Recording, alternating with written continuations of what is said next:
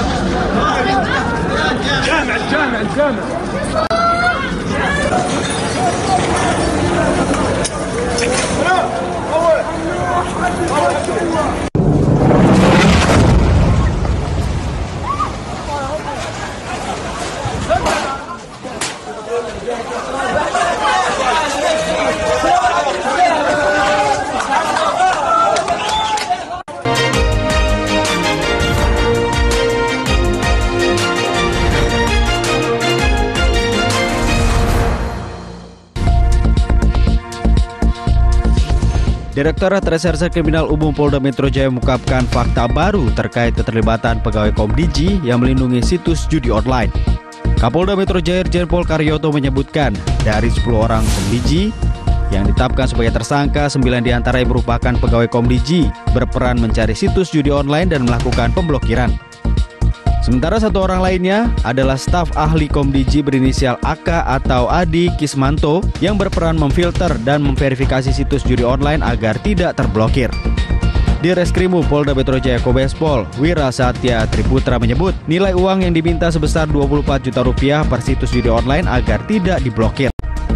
Hingga saat ini, total polisi telah menetapkan 28 orang sebagai tersangka dalam kasus melindungi judi online.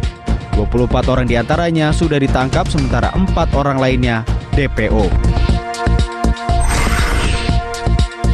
Proposal investasi Apple sebesar 100 juta dolar atau sekitar 1,58 triliun rupiah masih ditolak oleh pemerintah Indonesia. Proposal tersebut masih dianggap belum adil bagi Indonesia. Menteri Perindustrian Agus Gumiwang Kartasasmita menjelaskan angka tersebut masih jauh lebih kecil jika dibandingkan dengan investasi Apple di negara lain, seperti di Vietnam, di mana investasi Apple di sana mencapai 15,84 miliar dolar atau sekitar 256 triliun rupiah. Proposal investasi Apple di Indonesia bahkan masih lebih kecil jika dibandingkan produsen perangkat teknologi lainnya yang berinvestasi di Indonesia. Agus Gumiwang pun mendorong produsen iPhone 16 tersebut untuk meningkatkan nilai investasinya, termasuk membangun pabrik di Indonesia.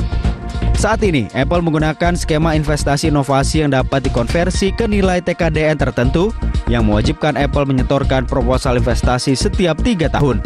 Sementara, pada periode 2020 hingga 2023, Apple masih memiliki sisa kewajiban investasi sebesar 10 juta dolar yang belum terpenuhi. Sebuah rumah di Geger Kalonggilang, Kota Bandung, Jawa Barat, Senin pagi tertimbun tanah longsor dan mengalami kerusakan cukup parah. Tak hanya itu, sang pemilik rumah juga mengalami luka-luka akibat tertimpa material tanah longsor. Menurut warga, bencana longsor terjadi usai hujan deras mendera kawasan tersebut. Diduga dinding penahan tebing tak sanggup menahan derasnya air hingga longsor menimpa rumah di bawahnya. Warga sekitar dibantu petugas kewilayahan bahu-membahu membersihkan material longsor yang menimpa rumah di bantaran sungai tersebut. Sebuah truk tronton menabrak 8 kendaraan di traffic light Slipi, Jakarta Barat, Selasa pagi. 1 orang dikabarkan tewas akibat kecelakaan ini. Informasi peristiwa ini turut dilaporkan di akun media sosial X @TMC-Polda-Metro. Dalam unggahan disampaikan kecelakaan itu diduga disebabkan truk mengalami gangguan rem. Terlihat truk tronton berwarna orange telah menabrak sejumlah kendaraan roda 2 dan 1 mobil berwarna hitam. Beberapa sepeda motor yang ditabrak tampak rusak berat dan berada di bawah truk. Hingga saat ini, belum diketahui kronologi insiden kecelakaan beruntun tersebut. Selamat siang pemirsa, Anda menyaksikan Metro Siang. Kami akan hadirkan informasi terkini sepanjang hari. Bersama saya Jessica Wulandari. Dan saya Anggi Hasibuan. Berikut adalah Metro Siang selengkapnya.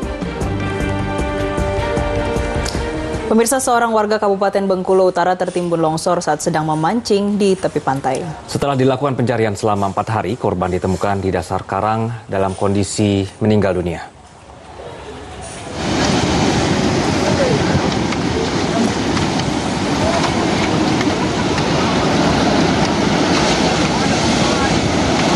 Warga bersama-sama mencari korban bernama Karsim, 40 tahun, warga Kecamatan Ketahun yang tertimbun longsor setebal 15 meter.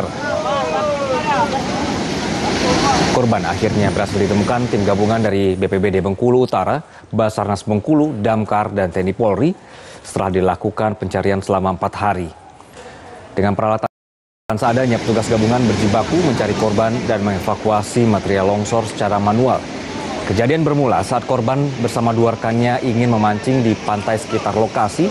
Korban kemudian menuruni tebing setinggi sekitar 40 meter. Namun naas, tebing tiba-tiba longsor dan menimbun korban. Diduga tanah tebing yang longsor terkikis setelah sebelumnya wilayah Kabupaten Bengkulu Utara dan sekitarnya diguyur hujan deras.